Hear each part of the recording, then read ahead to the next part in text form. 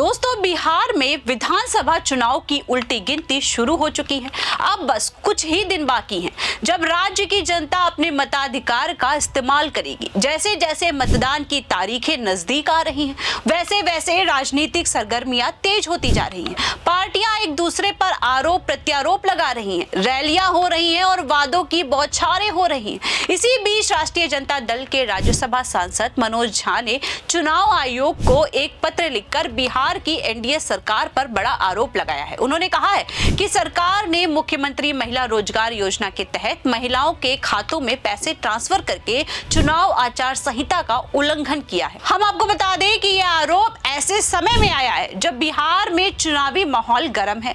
मनोज झा ने पत्र में दावा किया है कि 6 अक्टूबर से आचार संहिता लागू होने के बाद सरकार ने 17, 24 और 31 अक्टूबर को महिलाओं के खाते में 10,000 रुपए ट्रांसफर किए हैं और उन्होंने ये भी कहा है कि अगली किस्त 7 नवंबर को दी जाने वाली है, जो दूसरे चरण के मतदान 11 नवंबर से सिर्फ 4 दिन पहले है। इससे मतदाताओं को प्रभावित करने की कोशिश हो सकती है। आरजेडी नेता ने चुनाव आयोग से तुरंत कार्रवाई करने और शिकायत की लिखित पुष्टि देने की मांग की है।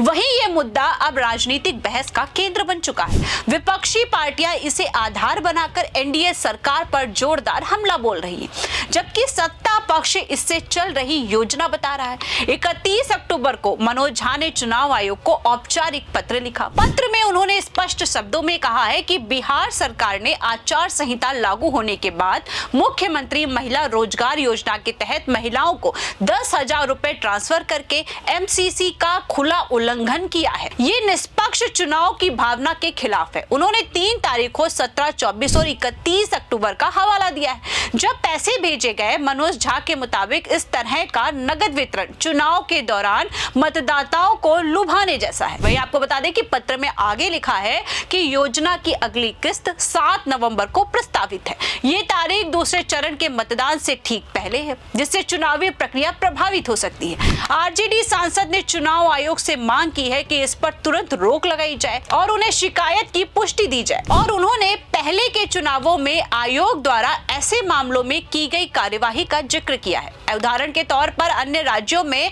एमसीसी लागू होने के बाद सरकारी योजनाओं के वितरण को रोका गया था। मनोज झा ने मीडिया से बातचीत में कहा है कि यह रिश्वतखोरी जैसा है।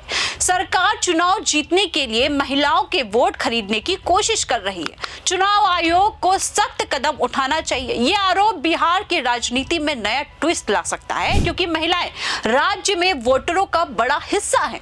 कुल मिलाकर 7.43 करोड़ मतदाताओं में से लगभग 3.5 करोड़ महिलाएं हैं। बिहार राज्य ने मुख्यमंत्री महिला रोजगार योजना को महिलाओं के सशक्तिकरण के लिए शुरू किया है। इसका मुख्य लक्ष्य ग्रामीण और शहरी महिलाओं को स्वरोजगार शुरू करने में आर्थिक मदद देना है।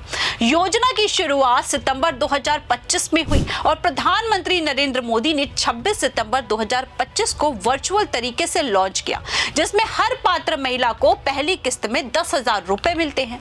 6 महीने बाद काम की प्रगति देखकर अतिरिक्त 2 लाख रुपए तक की सहायता दी जा सकती है। उधर सरकार का दावा है कि ये योजना महिलाओं को आत्मनिर्भर बनाएगी। मुख्यमंत्री नीतीश कुमार ने लॉन्च के समय कहा है कि ये महिलाओं के लिए रोजगार का बड़ा अवसर है। हमारा लक्ष्य हर परिवार की एक महिला को स्वरोजगार से जोड़ना है, लेकिन विपक्ष इसे चुनावी हथकंडा बता रहा है। आरजेडी का कहना है कि एमसीसी लागू होने के बाद ट्रांसफर जारी रखना गलत है, क्योंकि इससे वोट प्रभावित हो सकते हैं। वहीं योजना की शुरुआत से पहले बिहार कैबिनेट ने अगस्त 2025 में इसे मंजूरी दी। ये जीविका कार्यक्रम का हिस्सा है, जो महिलाओं को समूहों में जोड़कर आर्थिक रूप से मजबूत बनाता है। योजना के तहत महिलाएं छोटे व्यवसाय जैसे सिलाई, ब्यूटी पार्लर, किराना दुकान आदि शुरू कर सकती हैं। सरकार का कहना है कि इससे बिहार में महिलाओं की बेरोजगारी कम होगी और परिवारों की आय बढ़ेगी, लेकिन चुनाव के समय इसकी टाइमिंग पर सवाल उठ रहे हैं। हम आपको बता दें कि चुनाव आचार संहिता चुनाव आयोग की वह दिशा निर्देश है जो चुनावों को निष्पक्ष और पारदर्शी रखने के लिए बनाई गई है। ये चुनाव कार्यक्रम की घोषणा के साथ लागू होती है और मतदान खत्म होने तक रहती है। बिहार में 6 26 अक्टूबर 2025 को चुनाव शेड्यूल घोषित होने के साथ एमसीसी लागू हो गई। एमसीसी लागू होने के बाद कोई नई योजना शुरू नहीं की जा सकी। मतदाताओं को प्रभावित करने वाले पैसे, उपहार या लाभ वितरित नहीं किए जा सकते। रिश्वत या वादों से वोट खरीदने की कोशिश प्रतिबंधित है। मंत्री या अधिकारी चुनाव प्रचार में सरकारी संसाधनों का इस्तेमाल नहीं कर सकते।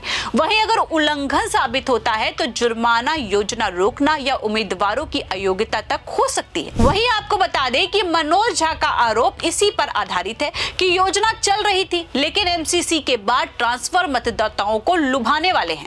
चुनाव आयोग ने पहले हरियाणा और अन्य राज्यों में ऐसे मामलों में हस्तक्षेप किया है। अगर आयोग यहां कार्रवाई करता है तो ये एनडीए के लिए झटका हो सकता है। अभी तक आयोग की ओर से कोई आधिकारिक प्रतिक्रिया नहीं आई है। वहीं इस आरोप ने बिहार की राजनीति में हलचल मचा दी है। आरजेडी और महागठबंधन ने इसे लोकतंत्र की हत्या बताया है।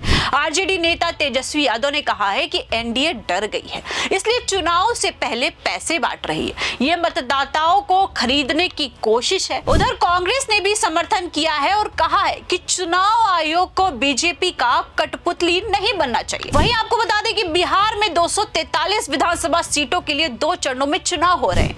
ये पहली बार है जब सिर्फ 2 चरणों में वोटिंग होगी। पहले मतदान 5 से 6 चरण में होते थे। वहीं ये विवाद बिहार को नया मोड़ दे सकता है। अगर चुनाव आयोग कार्रवाई करता है तो एनडीए को नुकसान हो सकता है। वहीं अगर योजना जारी रही तो विपक्ष हमले तेज करेगा। महिलाओं के वोट पर सबकी नजर है। बिहार की जनता निष्पक्ष चुनाव चाहती है। आने वाले दिनों में ये देखना होगा कि आयोग क्या फैसला लेता है। वहीं इस खबर पर आपकी क्या राय है, हमें कमेंट करके जरूर बताएं। फिलहाल के लिए इस खबर में इतना ही। ऐसी ही तमाम बड़ी और राजनीतिक खबरों के लिए बने रहिए और देखते रहिए 4 PM गुजरात। आप सभी का धन्यवाद। नमस्कार।